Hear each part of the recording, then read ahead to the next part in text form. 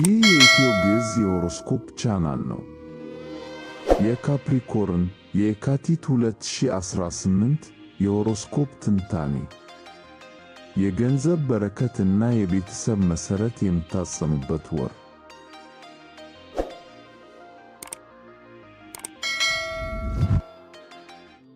ውድ የኢትዮ ግዕዝ ሆሮስኮፕ ቻናል ቤተሰቦች ካፕሪኮርኖች እንኳን ወደ የካቲት ወር 2018 ወርሃዊ የሆሮስኮፕ ትንታኔቹ በሰላም መጣችሁ።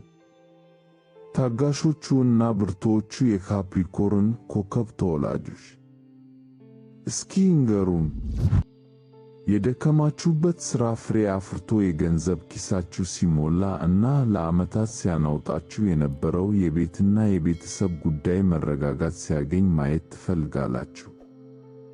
መልሳችሁ አዎ ከሆነ የካቲት ወር ለእናንተ ትልቅ የምሥራች ይዛ መጥታለች።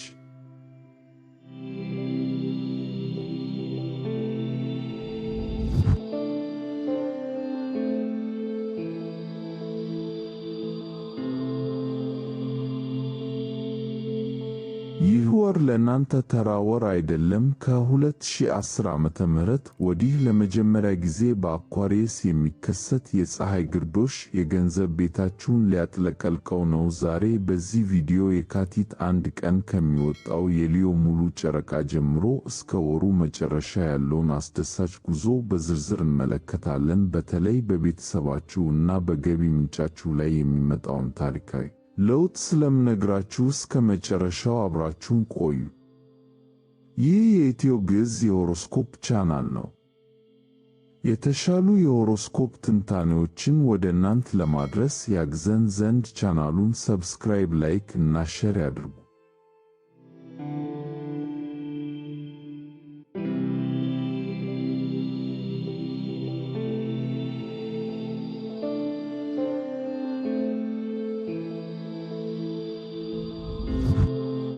የካፕሪኮርን የካቲት 2018 አጠቃላይ ትንበያ፣ እሴትና መረጋጋት።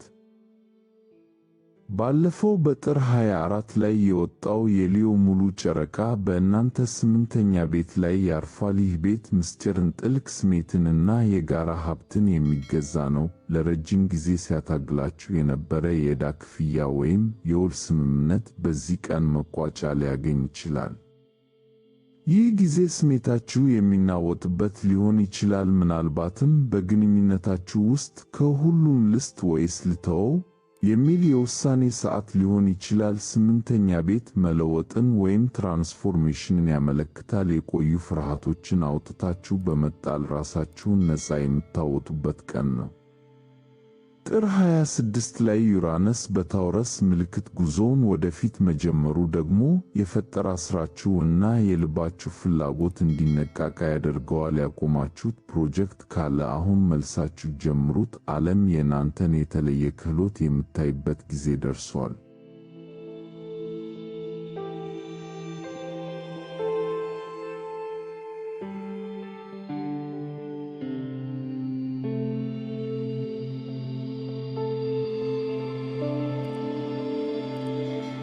ካፕሪኮርኖች ሆይ፣ የካቲት ወር መጀመሪያ ላይ ፀሐይ በአኳሪየስ ውስጥ ስለምትጓዝ ትኩረታችሁ በሙሉ በገንዘብ ነክ ጉዳዮች እና በግል እሴቶቻችሁ ላይ ይሆናል። የካቲት 1 ቀን የሚወጣው የሊዮ ሙሉ ጨረቃ ደግሞ በአጋርነት እና በጋራ ሀብት ቤታችሁ ላይ ይበራል። ይህ ማለት ለረጅም ጊዜ ሲያወዛግባችሁ የነበረ የውል ስምምነት፣ የዕዳ ወይም የጥቅም ክፍል ጉዳይ እልባት የሚያገኝበት ቀን ነው።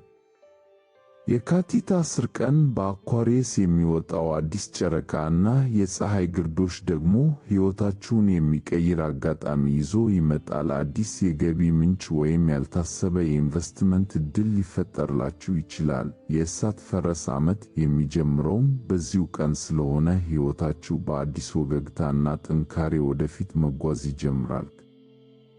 ይህ የኢትዮ ግዕዝ የሆሮስኮፕ ቻናል ነው።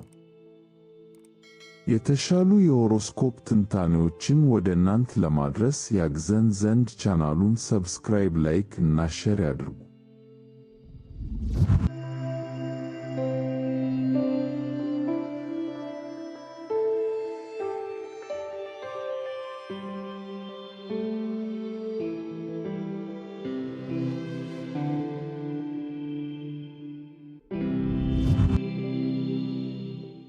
የካፕሪኮርን የካቲት 2018 የፍቅርና የግንኙነት ትንበያ የመሰረት ግንባታ።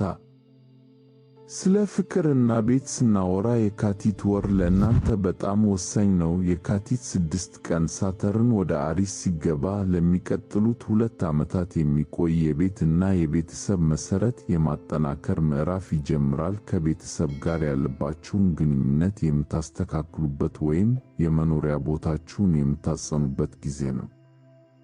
የካቲት 3 ቀን ዩራነስ ወደፊት መጓዝ ስለሚጀምር በፍቅር ሕይወታችሁ ላይ የነበረው ድንገተኛ መለዋወጥ እና አለመረጋጋት ሰላም ማግኘት ይጀምራል። የካቲት 7 ቀን የሚከበረው የቫለንታይን ቀን ደግሞ ጨረቃ በራሳችሁ ኮከብ ካፕሪኮርን ላይ ስለምትሆን የዕለቱ ኮከብና ተወዳጅ እናንተ ናችሁ።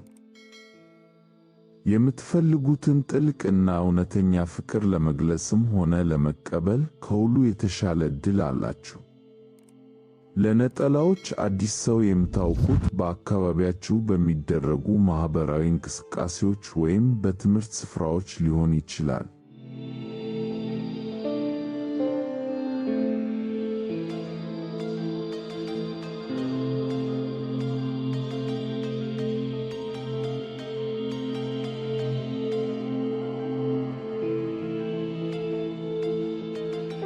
የካፕሪኮርን የካቲት 2018 የገንዘብና የሙያ ትንበያ የብልጽግና በሮች። ወደ ገንዘብና ሙያ ስንመጣ ካፕሪኮርኖች ሆይ ትልቅ የምሥራች አለኝ። ወሩ ሲጀምር 5 ፕላኔቶች በገንዘብ ቤታችሁ ውስጥ ይሰበሰባሉ። ይህ ማለት ድርድር ለማድረግ፣ የደመወዝ ጭማሪ ለመጠየቅ ወይም አዲስ ቢዝነስ ለመጀመር ከሁሉ የተሻለ ጊዜ ነው። የካቲት 10 ቀን የሚከሰተው የፀሐይ ግርዶሽ ድንገተኛ ብልጽግናን ሊያመጣላችሁ ይችላል። ነገር ግን አንድ ማስጠንቀቂያ፣ የካቲት 19 ቀን ሜርኩሪ ወደ ኋላ መጓዝ ስለሚጀምር በማንኛውም የግንኙነትና የቴክኖሎጂ ዘርፍ ላይ ጥንቃቄ አድርጉ። አዳዲስ የኤሌክትሮኒክስ ዕቃዎችን ከመግዛት ተቆጠቡ። መልእክቶቻችሁ በትክክል መድረሳቸውን አረጋግጡ። ይህ ጊዜ ለምርምርና ለጥልቅ ዝግጅት እንጂ ለውሳኔ አይመከርም። ይህ የኢትዮ ግዕዝ የሆሮስኮፕ ቻናል ነው።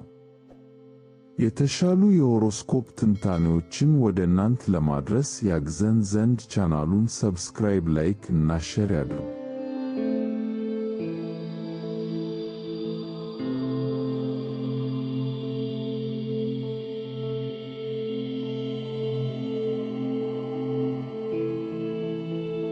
በመጨረሻም ውድ ካፕሪኮርኖች፣ በአጠቃላይ ካፕሪኮርኖች ሆይ የካቲት 2018 ዓመተ ምህረት የድካማችሁን ፍሬ የምትበሉበትና ለወደፊት ሕይወታችሁ ጠንካራ መሠረት የምትጥሉበት ወር ነው። ሕይወት አንዳንድ ጊዜ ኃላፊነቶችን ልታከብድባችሁ ትችላለች። ነገር ግን ይህ ሁሉ የእናንተን ብርታት እና ብልህነት ለዓለም ለማሳየት የመጣ መሆኑን አትዘንጉ። ተስፋ አትቁረጡ፣ ምክንያቱም እናንተ በውስጣችሁ ያለው ጽናት እና ጥንካሬ ማንኛውንም ተራራ ለመናድ በቂ ነው። የምትፈልጉትን የገንዘብ ነፃነት እና የቤት ሰላም ለማግኘት አሁን ትክክለኛው ሰዓት ላይ ናችሁ። ይህ ወር የብልጽግና፣ የፍቅርና የድል ይሁንላችሁ። ቪዲዮውን ላይክ በማድረግ እና ለወዳጆቻችሁ በማጋራት ለሌሎችም ብርሃን ሁኑ። የመጀመሪያዎቹ 3 ሳምንታት ትኩረታችሁን ገንዘብ ላይ አድርጉ። በወሩ አጋማሽ ለሚመጡ ድንገተኛ ዕድሎች ዝግጁ ሁኑ። በወሩ መጨረሻ በሚፈጠሩ የኮሙኒኬሽን መስተጓጎሎች በትዕግሥት ምላሽ ስጡ። በሚቀጥለው ወር በሌላ ድንቅ ትንታኔ እስክንገናኝ ቸር ያቆየን።